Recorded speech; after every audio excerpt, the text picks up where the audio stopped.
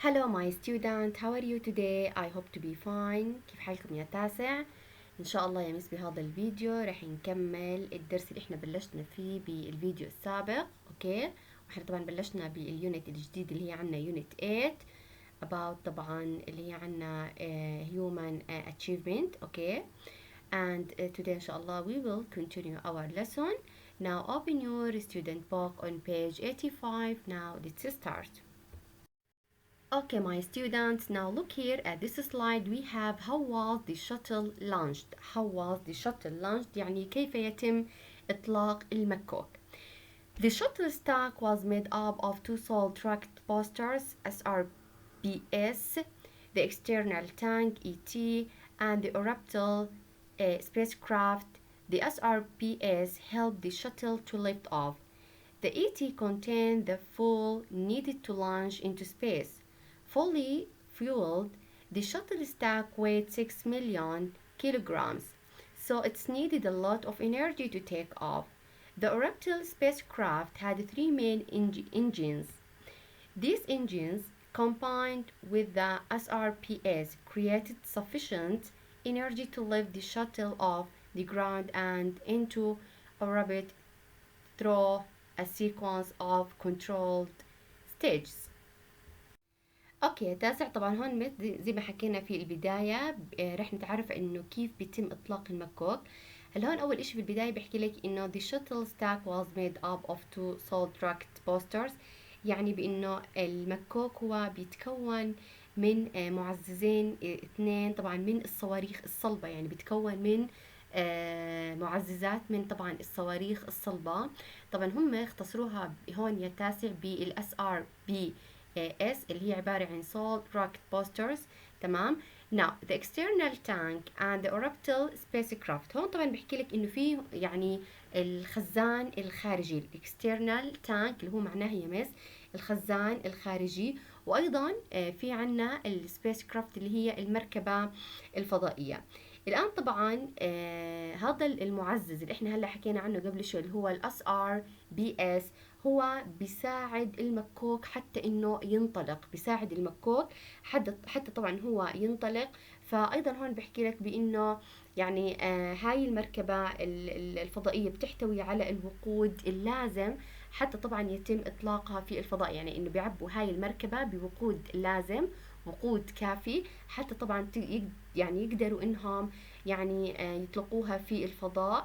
فطبعا فبحكي لك انه يعني the shuttle stack weight انه بيبلغ يعني وزن هذا المكوك حوالي اللي هو 6 ملايين كيلو جرام. اوكي 6 ملايين كيلو جرام. طبعا عشان هيك انه هو وزنه كثير كبير، فبيحتاج الى طبعا محركات قوية جدا، وبيحتاج الى طبعا وقود كثير، وبيحتاج طبعا للطاقة الكثيرة حتى انه هو يقدر يتحرك. Okay my students, now look here at this slide and this picture that we have. الآن يا مس تطلع معاي على الصورة الموجودة معانا. طبعا هاي اللي هو صورة المكوك. We have external tank زي ما انت شايف معي بهاي الصورة، اللي هو شكل الخزان الخارجي اللي هو ET. تمام، ال external tank. and then طبعا we have solid rocket اللي هو بوستر SRBS زي ما انت شايف على جوانب هذا الصاروخ انه في احنا عنا صاروخين صغار. تمام. طبعا هدول زي ما حكينا يعني هدول زي مدعمات او معززات لهذا المكوك. اوكي. and then also we have orbital spacecraft. And about the orbital spacecraft اللي هي عبارة عن مركبة الفضائية المدارية. also we have tower اللي هو زي برج موجود في هذا المكوك. At the start of the launch sequence 13 seconds before liftoff, the spacecraft's computer took over control. 6 seconds before liftoff, the shuttle's main engines ignited one at a time, 0.12 seconds apart, and built up to more than 19% of their maximum thrust. 3 seconds before liftoff, the main engines were in lift-off position. طبعا مس هون ببلش يحكي لك انه في بداية يعني تسلسل اطلاق هذا المكوك الموجود معانا. فهون بحكي انه قبل 30 ثانية من عملية الإقلاع. تمام مس. we have the spacecraft's computers took over control. يعني بتتولى الأجهزة الكمبيوتر الخاصة بهذا المكوك طبعا بالسيطرة التامة، ولكن قبل 6 seconds before lift off، وقبل 6 ثواني من الإقلاع. طبعا هون مس يعني بحكي لك إنه بتشتغل هاي المحركات الرئيسية، فيعني إنه بتشتغل يعني مكوك تلو الآخر. أوكي. فطبعا هذا الاشي هو يعني كل ما بين كل مكوك وما بين الثاني حتى انه طبعا يشتغل تقريبا يعني جزء يعني 0.12 second apart. اوكي. 0.12 second apart. وهون طبعا بحكي لك انه هو طبعا هذا الاشي بشكل اكثر من 90% من اقصى طبعا قوة الدفع، من اقصى طبعا قوة الدفع. At the moment of lift off, the SRBS were ignited from this point.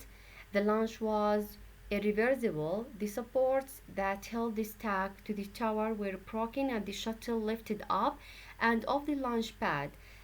As the shuttle rose, it turned slowly to the right and gradually took a more horizontal flight path. After 1 minute, the shuttle engines were at maximum thrust in order to maintain the lift off. طبعا مس هون عم بحكي لك انه في لحظة الاقلاع، يعني لما خلص انه ببلش المكوك طبعا بده انه يتم اقلاعه، بصير في احنا عنا اشتعال في الاس ار بي اس. تمام. فهلا من هاي النقطة يعني لما انه مثلا خلص انه لحظة الاقلاع ما بيصير انه يعني مثلا انهم يطفوا هذا المكوك، او انه مثلا خلص انه يرجعوا في انه خلص مثلا ما بدهم يقلعوا او ما بدهم يطيروا. لا، فبهاي اللحظة فبحكي لك انه خلص القرار يعني لا رجعة فيه. فطبعا في هناك دعامات، هاي الدعامات طبعا بتبلش انها يعني تشتغل. تمام.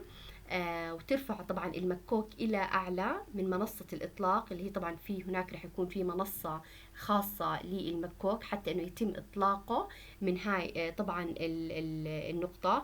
فطبعا ببلش انه يرتفع هذا المكوك وبيستدير ببطء كثير، يعني ببلش انه من اليمين، بعدين طبعا بياخد اللي هو مسار افقي اكثر تدريج. هلا بعد دقيقة واحدة كل هاي المحركات اللي هي يا تاسع محركات المكوك تمام بتندفع يعني بأقصى قوة من أجل الحفاظ عليها طبعا، ومن أجل إنها تبلش إنها طبعا تقلع بشكل صحيح جدا. After 2 minutes of flight, the SRBS had lifted the shuttle to an altitude of 45 kilometers. They then separated from the Raptor and fuel tank. Parachutes opened out from the SRBS and they fell to the ocean about 140 kilometers off the coast of Florida. They were recovered by the US Navy so that they could be refused for the next shuttle launch.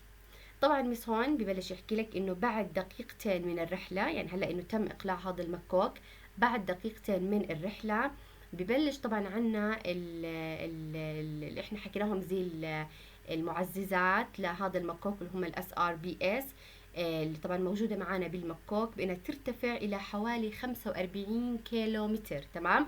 يعني ببلش ارتفاعاتها إلى 45 كيلو طبعا متر. بعدين شو بيصير فيها ماس؟ بيصير انه انها هاي الاشياء هي بتنفصل عن المدار وخزان الوقود، يعني بيصير طبعا في عندي يعني عملية فصل في المكوك. بعدين طبعا شو بيصير عنا؟ انه بتنفتح المظلات. اوكي.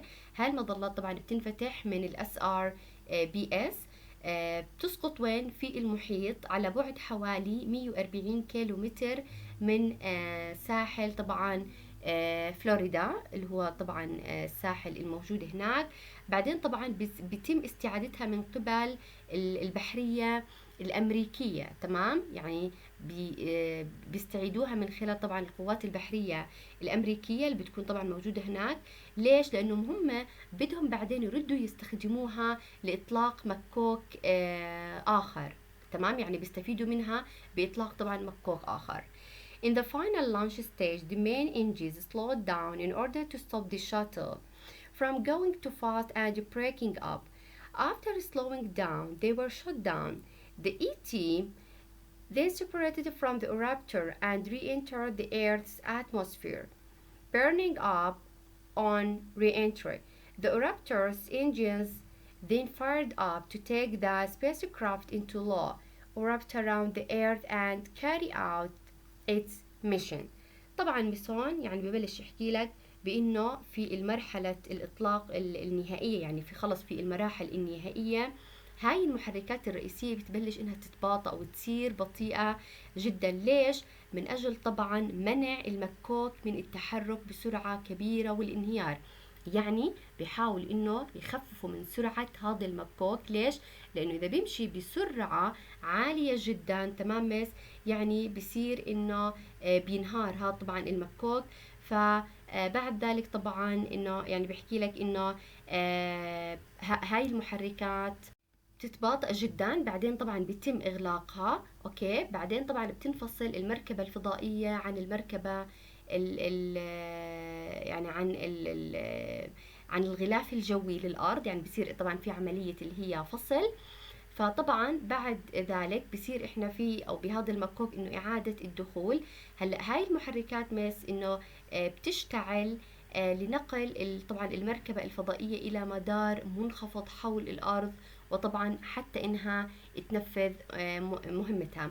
فطبعا زي ما انت بتلاحظ معي هون يا تاسع، احنا في عنا عملية تكنيك طبعا من خلال انه كيف مثلا بيتم فصل هاي المحركات عن المكوك، كيف انه بعدين مثلا ببطئوا سرعتها حتى انه ما تنهار وما يعني انها تمشي طبعا بسرعة عالية جدا. Future space flights. Many nations are involved in space exploration, and astronauts from 15 different countries have visited the ISS. Every year, rockets are launched from sites around the world undertaking experiments, researching and carrying probes and satellites into space. By the middle of this century, thousands of new space missions will have been completed. We can only guess at what they will have achieved. طبعا مس اخر اشي هون باخر فقرة ببلش يحكي لك عن الفيوتشر سبيس فلايتس، يعني عن رحلات الفضاء المستقبلية، يعني كيف ممكن انه يكون طبعا احنا في عنا رحلات الفضاء بالمستقبل. طبعا هون بحكي لك بانه يعني في هناك العديد من الدول بتشارك العالم انهم كيف يعني يستكشفوا الفضاء. فطبعا في هناك او قام بعض من رواد الفضاء من 15 دولة مختلفة طبعا بزيارة محطة الفضاء الدولية، يعني المحطة الرئيسية للفضاء. هلأ كل عام يا تاسع بيتم إطلاق الصواريخ من هذا الموقع في طبعا جميع أنحاء العالم. ليش بيطلقوها؟ طبعا لإجراء بعض التجارب والبحث، حمل أيضا مجسات الأقمار الصناعية إلى الفضاء، يعني كلها عم بيعملوا تجارب. فبحلول طبعا بحكي لك إنه بحلول منتصف هذا القرن راح تكون هناك يعني الآلاف من المهمات الفضائية الجديدة قد خلصت واكتملت. فطبعا يعني احنا هون بحكي لك انه بس انه احنا ممكن مثلا انه نخمن او نحذر كيف راح يكون هذا الانجاز، وكيف ممكن انه مثلا تكون الرحلات الى الفضاء بالمستقبل، او كيف ممكن انها تكون هاي الرحلات انها قد تحققت او قد انجزت. Okay, my students, and finally look here at this slide and these pictures. الآن طلع معي يا مس على مراحل اللي هو زي ما احنا شرحنا على مراحل إطلاق المكوك زي ما انت شايف معاي. أول إشي اللي هي يعني مرحلة الاستعداد، بعدين كيف إنه لما بتبلش طبعا الوقود يحترق والطاقة إنها تندفع من الأسفل إلى أعلى، فطبعا بعدين إنه بيرتفع هذا الصاروخ يعني بسرعة عالية جدا. And this is all about our video today. Thank you for your watching and listening.